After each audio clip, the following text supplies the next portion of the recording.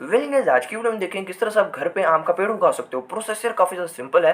सबसे पहले तो एक आम को लेना, चाकू से काटना और खा जाना। काफ़ी ज़्यादा टेस्टी होता है। और तुम्हें इसके अंदर दिखेगी एक ऐसी चीज़ जिसे तुम खा नहीं पाओगे, जिसे कहते हैं गुठली। तो इसके ऊपर का पल्प अच्छे से उतार लेना एंड इसे रखना धूप में 2 से 3 दिन तुम्हें वहीं पे सूखने के लिए रखना है। तो यहाँ पे हमने पास 3 गुठली है।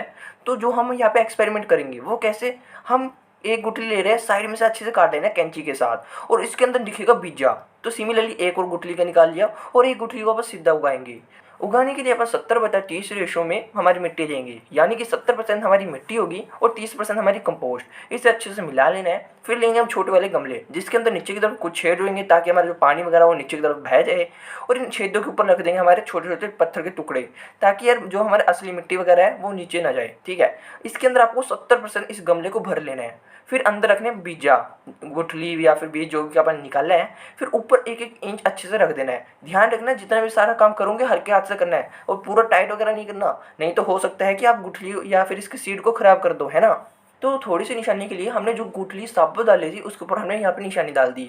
आप रोज इसमें देंगे पानी और कुछ 2 से 3 दिनों के अंदर आप देख सकते हो नज़ारा।